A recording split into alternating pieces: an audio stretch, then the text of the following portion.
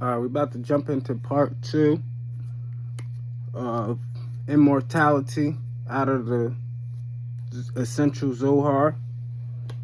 So let's get right into it.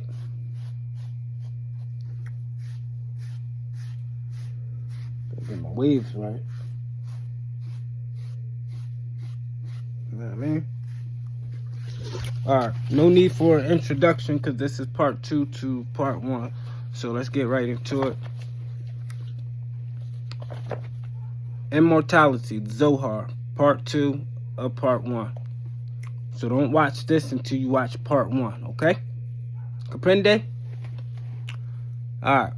If Adam had brought generations with him from Eden, they all would have lived forever, and not even the angels above could have stood before them and bore their brilliance and wisdom. Because like it tells you in the Bible that angels want to be men and men want to be angels. But just like it tells you in the greater and lesser keys of Solomon, it tells you that you have dominion over angels, celestial beings, etheric beings, and elemental spirits. So, take heed in that. Read this again. If Adam had brought generations with him from Eden, they all would have lived forever, and not even the angels above could have stood before them and bore their brilliance and wisdom. And the light of the moon would never have been darkened, as it is written, in the image of Elohim did he create him. But we know Elohim is plural, which means more than one. Gods with the S. Duality. The opposites, opposed, but work together as collective consciousness. So, Genesis 1:27. But because Adam was the cause of sin, he had to leave Eden and bear children outside. Therefore, his generations did not last. Rabbi Chitzia asked, how could they have begotten offsprings in Eden? Had the evil inclination, that is, the desire to receive for the self alone. So the evil inclination is the desire to receive for the self alone, selfishness, But like I told you before, how metaphysics works, magic, magneticism works, is you being a magnet, you receive with the purpose of sharing with others. And you show gratitude for what you receive and the blessings that you can give to others. Do unto others as you would want done unto yourself. Love thy neighbor like thy love thyself, and do unto others as you want done to yourself. So that's the law of receiving with the purpose of sharing with others. So, how could they have gotten offsprings in Eden? Had the evil inclination, that is, the desire to receive for the self alone, which is inherent to the physical body, not been drawn down on him and enticed him to sin, he would have dwelled alone in the world and not begotten any offspring. Rabbi Abba answered, had Adam not sinned, he would not have borne offsprings from the side of the evil inclination, but he would have borne them from the side of the light. But because he produced offspring only from the side of the evil inclination, all the offsprings of mankind would have, who are the sons of Adam, are also from the side of the evil inclination. They have no permanent existence because the other side has been mixed with them. Consider the fall of Adam. It occurred in paradise in the Garden of Eden. It even goes more about the Garden of Eden, like I told y'all, in the Apocalypse of Abraham, when it talks about the serpent actually being a reptilian.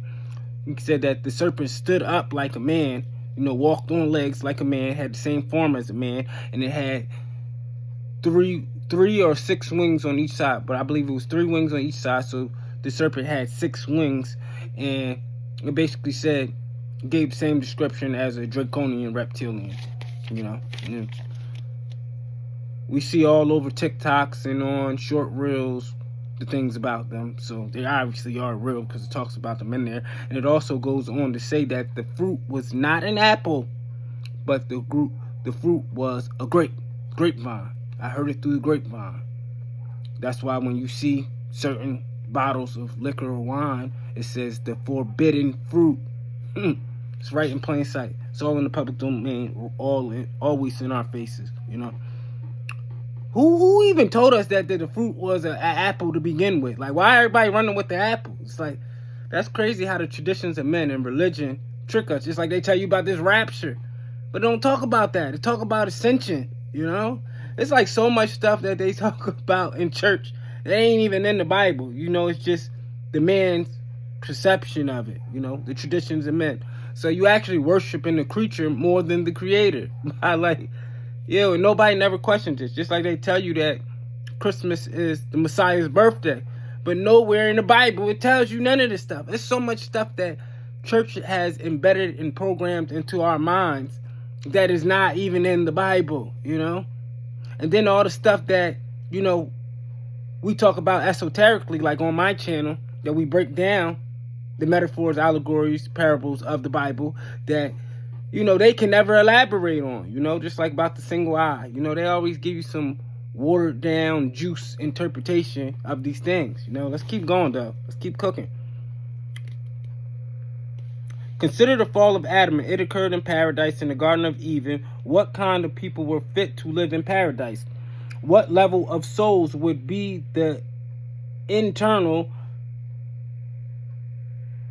correlative of the perfect external environment? I like how they put that. It says, what level of souls would be the internal correlative of a perfect external environment?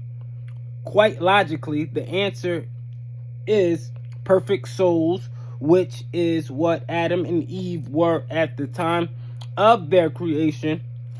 Not perfect in the sense of pristinely delicate, like a porcelain cup or a Swiss watch, but perfect in the exact harmony between what was in Adam's heart and what surrounded his body.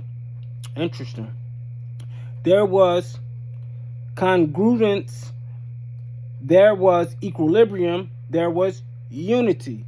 So far, this is the version of Adam and Eve in the garden as presented in the Bible and the Talmudic commentaries. Kabbalah is a coded description of metaphysical force at work. Salah, so be it. Adam and Eve are not just two people. Oh, that's my man. Adam and Eve were not just two people. They are a metaphor for the primordial vessel whose existence preceded creation. Just as all the colors of the spectrum exist within a single beam of sunlight. So if you ever out there sun gazing, if you adjust your eyes to the right setting, guess what? You will see the whole rainbow, but you will see like you will see it in the form of an angel as well. You know, I've seen this multiple times. Just like the whole color spectrum is within inside of you. That's why the planets, you see them as different colors, but the chakras are the same thing. You know, as within, so without. So always look at everything in duality. That's why in these religious institutions, they only tell you about external things. You know, they always say everything is a spirit, but they always explain everything externally, you know, physically, you know, because, you know, they walk by sight, not by faith, put it that way. But they'll tell you to walk by faith and not by sight. How do you do that? You look within inside of yourself. You look at things in duality. You can't have the good without the bad, and you can't have the bad without the good. How's somebody going to force you to just accept and just look at everything all good? Because we're not all good, and we're not all bad. We're both. So the key is to find equilibrium and balance in our lives, you know, because the Bible clearly does tell you there is a time for peace and there is a time for war. Okay? Comprende? Copy?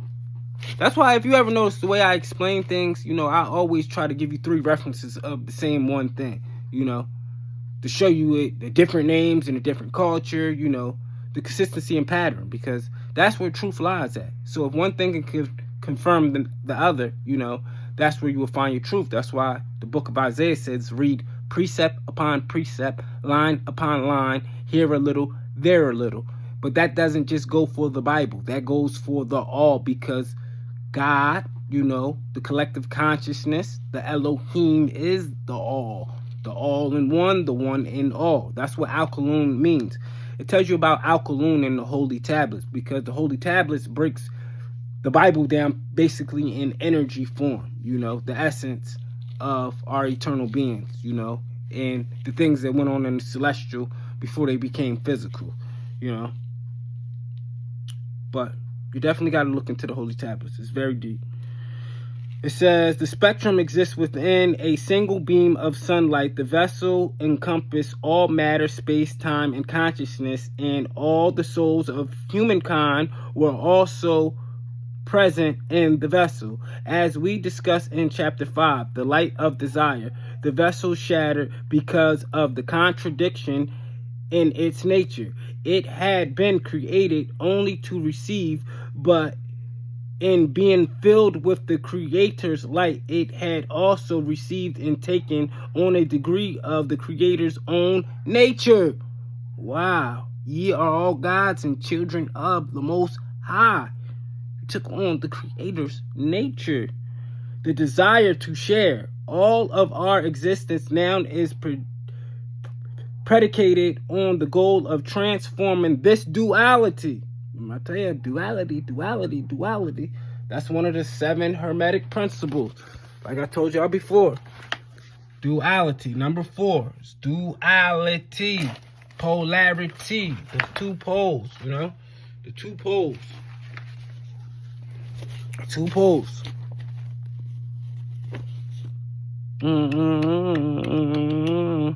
This duality into a single desire, the desire to receive for the sake of sharing, in order to be able to finally reconnect with the Creator and receive the fullness of their light.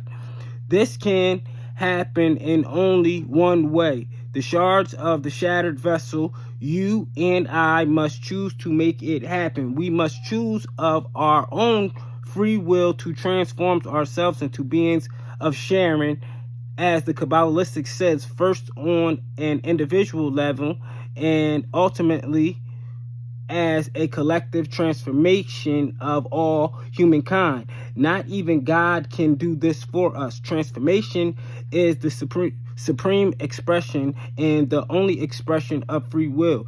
It is the choice we make in every thought, feeling, and action. Adam and Eve faced their choice in the garden. They chose wrongly, but as we will see, their intentions were good.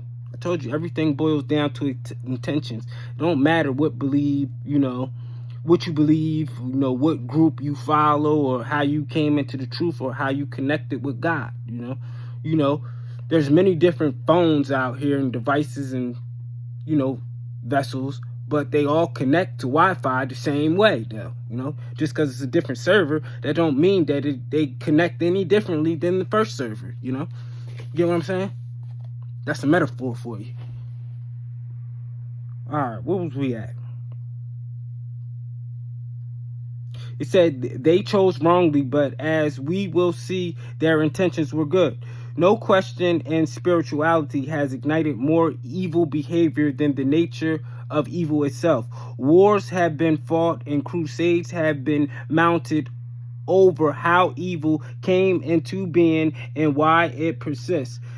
Does it stand as an autonomous force separate and opposite to God? Or does evil, like everything else, come from God and even serve him in accordance with its nature?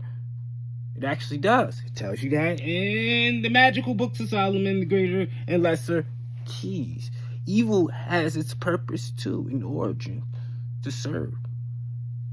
Damn, King Solomon even used damn demons after he bound them up in salt jars to build the temple and find the treasures, because he knew their duties, their purpose, their order, their employment of the collective whole and ordinance. And guess what? They had to bow to his will because he had dominion over them.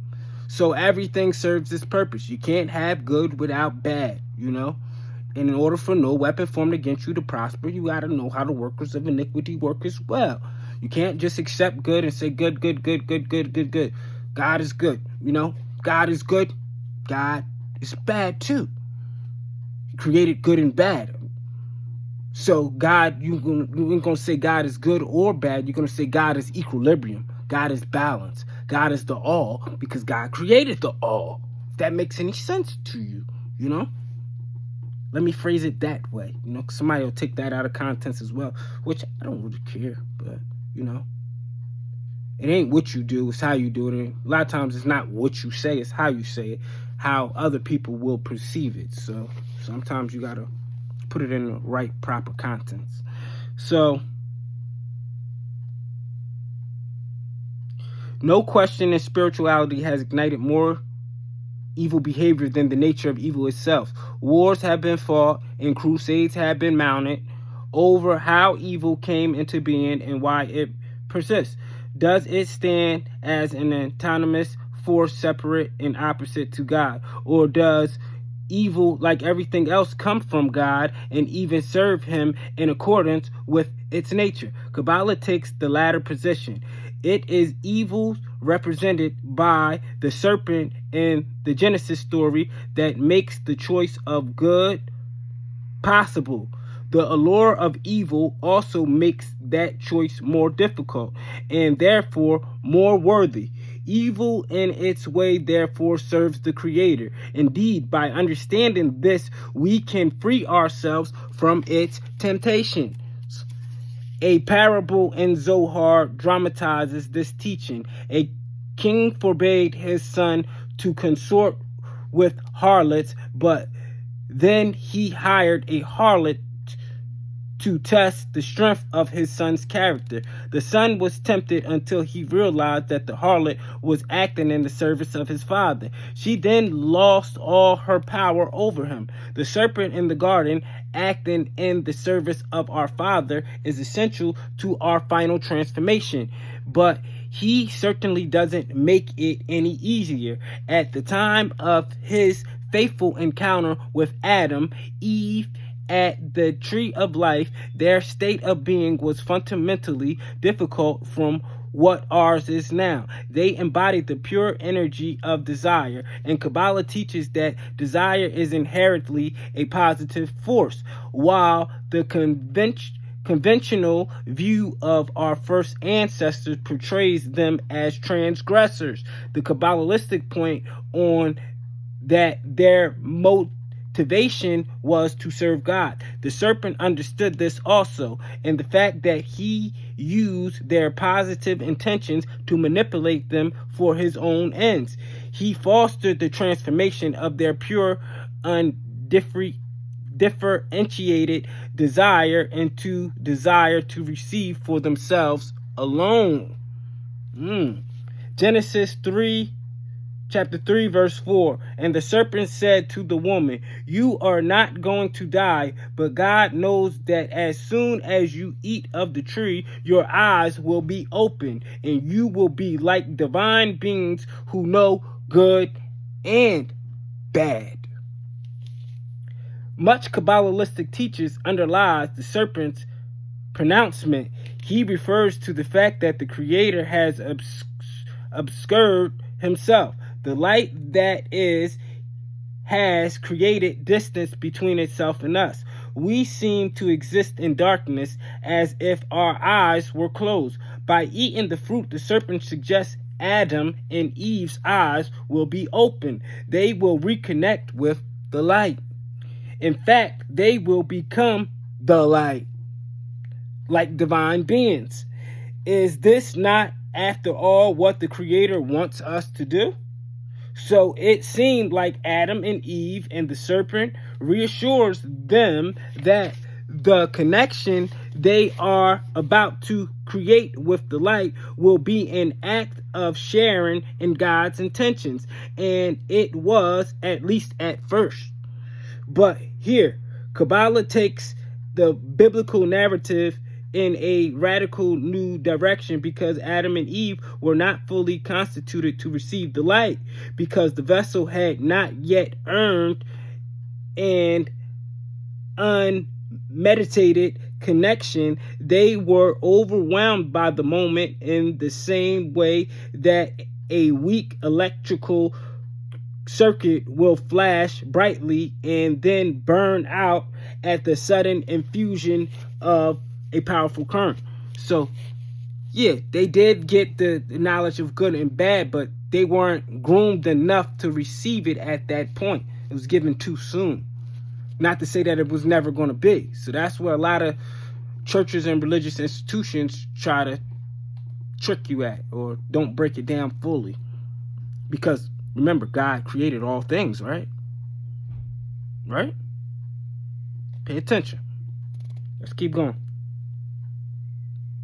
The Kabbalistic literalizes this principle through a startling addition to the narrative. Adam and Eve took a second bite. In the interval, a fundamental transformation had taken place, but not the positive one that had been envisioned. Rather, their desire had lost its sharing intention and had become self-serving. They were farther than ever from unity with the nature of God, and this is exactly what the serpent had intended. It is essential to understand, however, that this impasse is also an opportunity. By traversing it, we can truly prepare the vessel. We can earn the light. We can receive it and take fulfillment in it. Most important, we can share it. Desire itself came into being from the sole purpose of drawing down the endless light of the Creator, whose essence is the sharing of itself. In our world, desire is all too often for ourselves alone, without any thought of sharing. When the desire to receive for the self alone dominates consciousness without any restraint, a disconnection occurs. Through selfish act and thoughts, we become isolated from the Creator and from the source of spiritual nourishment. Only the ephemeral pleasures remains without the everlasting joy of the light. As we read in the Talmud, he who desires money will not be satisfied with money, nor were Adam and Eve satisfied by the fruit of the tree of knowledge. This is Kabbalah's interpretation of what might be called the basics of the Genesis narrative. But as the preceding Zohar passage indicates, this is only the starting point we have. Now look at this, how it's talking about this. Like, all right, look at it. A lot of us, we came up in churches, or we came up in Islam, right? And then a lot of us ascended to the Hebrew, Israelite concept of things, right? But then as we went through the Hebrew Israelite concept of things, just knowing who we are as a person and, connecting these scriptures, some of us even went into a more advanced state. We got deeper into like the eternal aspect of it, the spiritual side. So now we're starting to look into apocryphal books, hidden books that have been separated and taken away. So, like the Bible says, like anybody that takes away from this book, I take away from their portion of the book of life. So you got to look at our oppressors and other people in power. They take information away because they know that this certain information will enlighten you and will take you to the next level. So they tell you that it's bad, so you'll never look into it. That's like a cave with gold in it. If somebody puts skulls and bones outside of a cave that has nothing but pure gold in there and all the treasures, 9 times out of 10, if you see bones laying around and skulls and big X marks in red, 9 times out of 10, your perception gonna say, don't go in there, That's the easiest way to trick the brain. That's the same thing these people in these institutions did, Even though you have the free will, so they still do have to put it in the public domain, but the whole point after that is just all we can do is scare them from it. So if we play on their perception, they're never going to go look in that cave, and they're never going to go get the gold, you know? So that's kind of like what's happening here. You get what I'm saying? So, spoken of Adam and Eve as a couple, but until the second bite of the fruit, they were not separate at the spiritual level. The detachment took place at the same instant that the divide widened between the vessel and the light. Remember, we are the host, the vessel.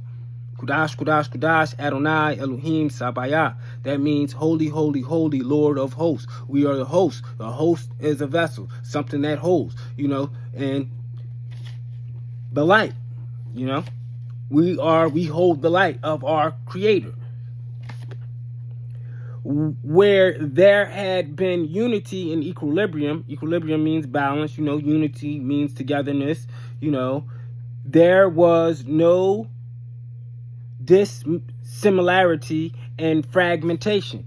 You see what I was telling y'all about in the other video? I was like, all right, I told y'all before, I was like, all these religions, denominations, sectors, you know, groups, you know, nobody's right or wrong. They just don't have the whole of the puzzle. And, you know, everything is basically just a fragment of the whole. So if you ain't working with a full deck, how can you play your cards right in this spiritual, you know, awakening? You know, that's why I say we all been groomed through a process. We went through these different beliefs, but slowly but surely, we couldn't just jump all into this deep information at once in the beginning. As we was just becoming woke, it would be too much for us to bear. You know what I'm saying?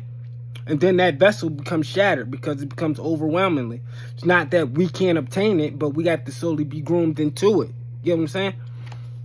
Woo, this is deep. I let us.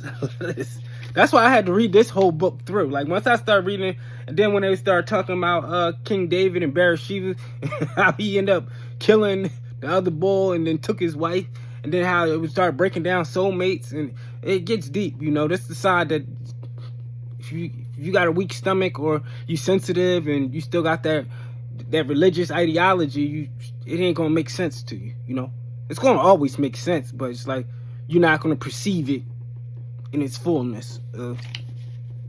It's deep, but once you start to connect the dots, you're gonna have a whole new outlook on everything. It took me a while to get into these Kabbalistic books, Zohars, and, you know, just like esoteric knowledge, going into chakras. It wasn't an overnight thing. It was a long, long time, because I was still unsure of myself. Did I want to go in that cave?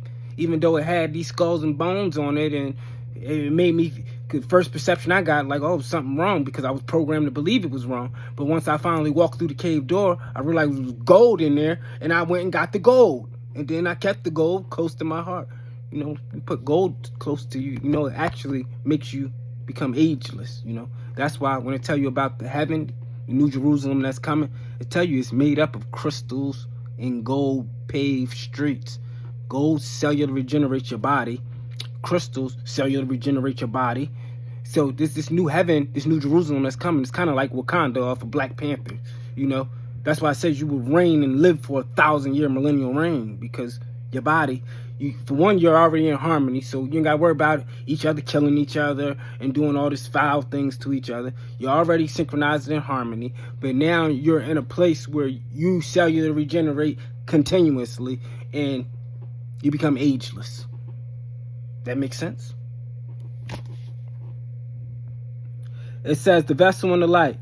Where there had been unity and equilibrium, there was now dissimilarity and fragmentation. That's like we're seeing now. Everything's broken up in fragments. It's not the collective whole. So we don't have the full truth, you know. But study till you show yourself approved, and, you know, the truth will set you free. Because, look, there's a lot of people that ain't coming to see this information right now, but guess what? Y'all slowly is starting to make sense, you know, because guess what? We didn't just jump into this overnight, you know. We had to slowly be weaned into this. This is how the Most High works. But Adam and Eve, they got jumped into it overnight, and then it became too overwhelming for them. You get what I'm saying? when dealing with the tree of life and the knowledge of good and evil, you know. Instead of it being a gift, it became a curse. Where there had been eternal existence in paradise, there was now mortal life in the physical world. This last change requires some explanation. Immortality before the fall was not just living forever, it was immortality consciousness. Like what I told y'all, the second coming of Christ is Christ consciousness. It's the spirit and the ways of what Christ did, you know, the forerunner to show you how to do it. I come not to destroy the law, but to fulfill the law. He said, and then he said the disciples. Disciple mean discipline. Once you become disciplined in the laws, which are the laws of nature, cause and effect, you know, laws of attraction, laws of karma, you know, because karma will bring you judgment or salvation. What comes around, goes around. You know, it says it was immortality consciousness. What is Christ consciousness? It's basically that spirit, that energy being poured out into the elect ones, because Messiah means anointed one. Elect means is basically correlates with the anointed one, but it's just multiple activated at the same time. That's why you will be able to perform the things in which I have and work even greater wonders once you become activated. But look how we being groomed and molded into this information, and it's raising our vibration, because now it's causing us to ascend. Now we're in the middle of a rapture right now. You get what I'm saying? And we already know what happened after the timeline of that, which is we're going through it right now. So it said this. It says this last change requires some explanation. Immortality before the fall was not just living forever. It was immortality consciousness. Freedom from what the Zohar calls the evil inclination that brings not only death to humanity, but also all other forms of pain and suffering. After the fall of immortality, consciousness was gone, replaced by consciousness, a knowledge of death and evil that instantly expressed itself in the physical dimension of life. But despite all this, the plain fact of immortality remained untouched in the same way that the signal that carries a television program remains in the air even after the set has been turned off. You see, you never really die. The information is still there. It's called the Akashic Records. Got a couple videos on that on this channel. Dang, this is getting deep. Like, I don't even know what told me to make this today, but it's like it correlates with what came out the other day. So that means I'm not leaning on my own understanding. Spirit is actually guiding me to do this right now. And you know, and it's all making sense because we're in the ascension. And we know what happens after the ascension, what they ignorantly call the rapture. In the same way, see, we're being molded. You know, because something big is about to happen. Very big is about to happen. In the same way that the signal that carries a television program remains in the air even after the set has been turned off. With the fall of Adam, the bad news is that we stopped receiving the program, but we also began to process of repairing the receiving mechanism and getting it tuned in again. This correction, this tikkun, is our task for however many years it requires and however many lifetimes. See, you reincarnated. I'm a stargazer. Life goes on. I need all my babies. Woke up looking for the broccoli. You heard what Kendrick Lamar said. And then go back and look what he said before the Super Bowl. He said the revolution will not be televised. He said God is only coming for one group this time. It's all in your face. Look at all these people that's active out here. Look at all these people consciously aware. Look at what Cat Williams doing. Look where what's his name? Terrence Howard. Everybody's being active in their own way. Even Terrence Howard told you. He said we just come back to relearn. Now what does this say again? It says, in the same way that a signal that carries a television program remains in the air even after the set has been turned off.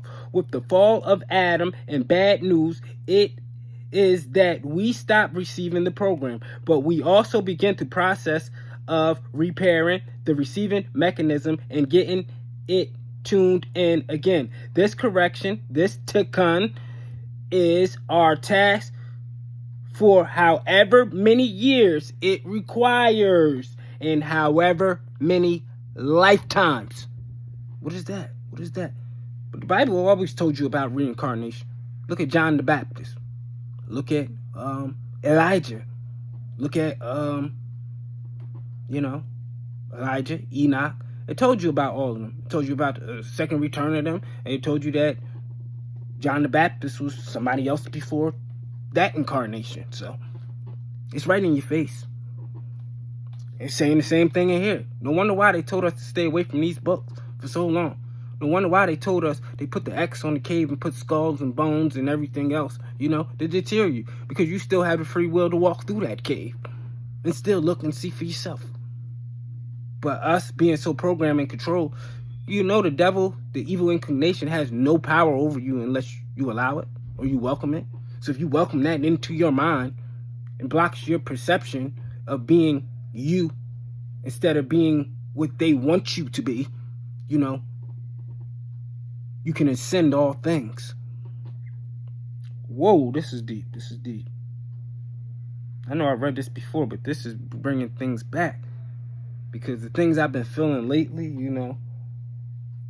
if you see right at my altar, I got the sage, I got the mudras, because body movements, water. I got all the elements, and if you see, I got different names of God on a pure white candle, Yeah, I'm going back to what my ancestors did, But at the same token, I'm realizing I'm in the all. So all of these things apply to me.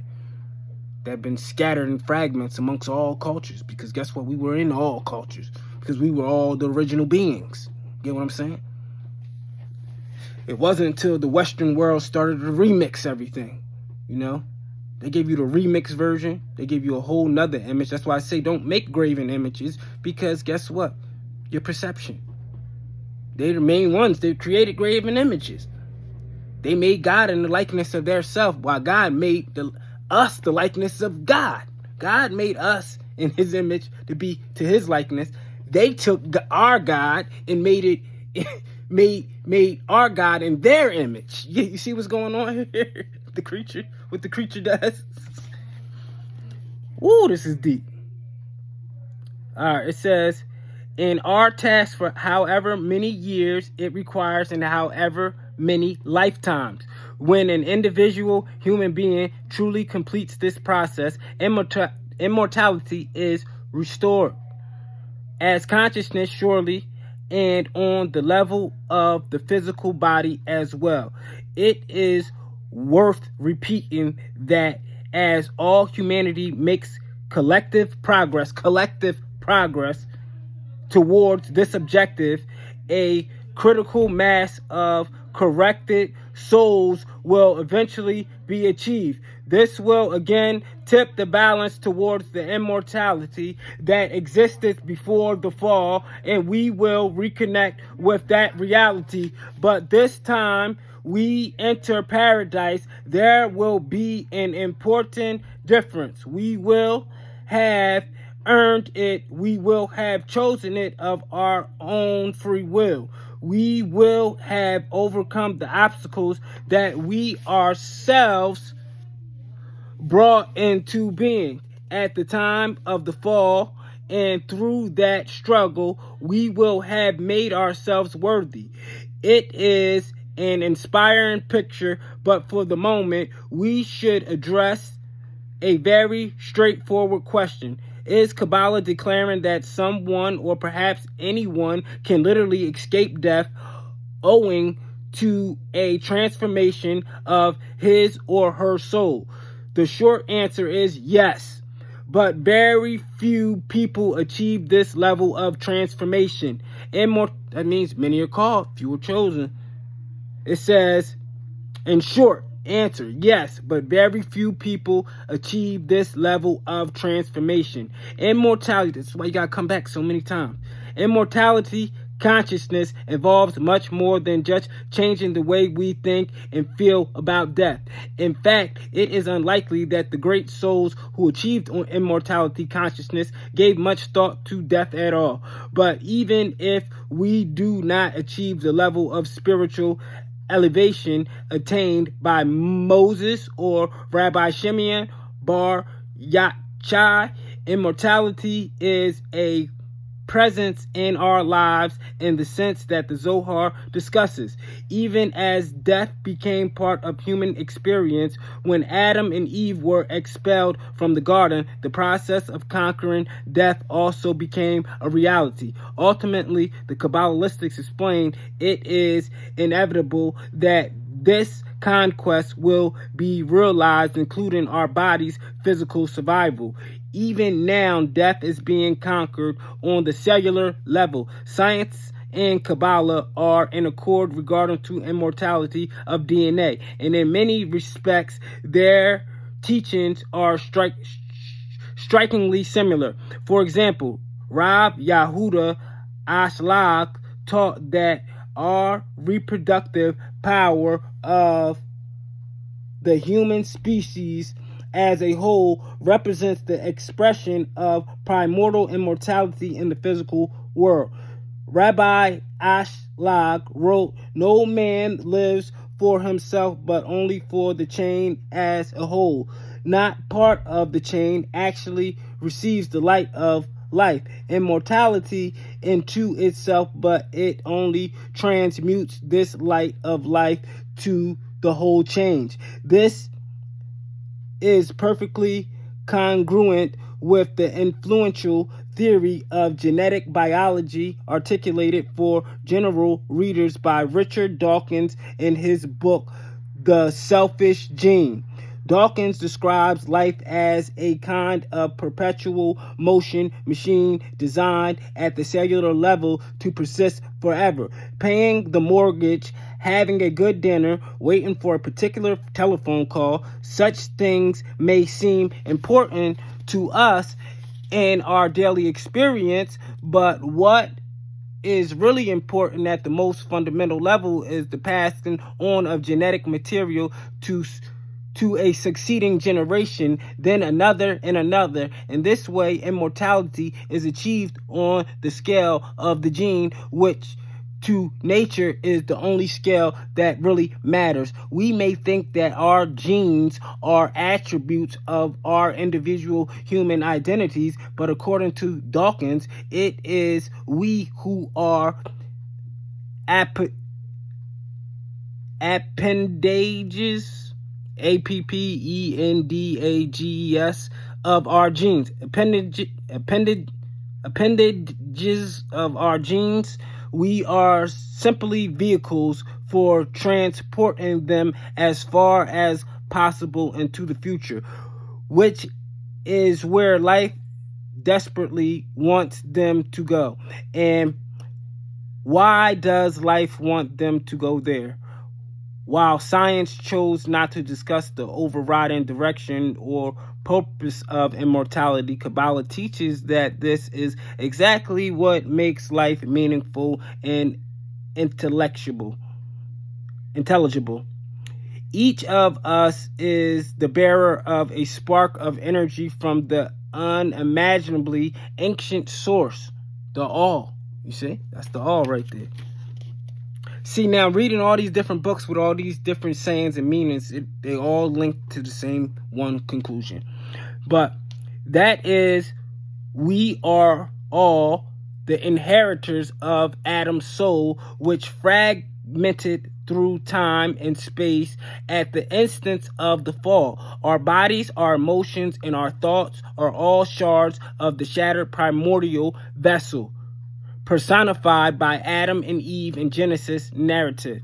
As the Zohar discusses, when Adam and Eve conceived children after the expulsion from the garden, their offsprings were born from the side of the evil inclination. They were subject to biological death, but where science recognizes no spiritual purpose in this process, Kabbalah sees it as a continuing reprise and correction of the original fall. Kabbalah sees not just a happy ending, but an end to the very idea of endings and a return to the infinite tree of life reality ordained for us by the Creator.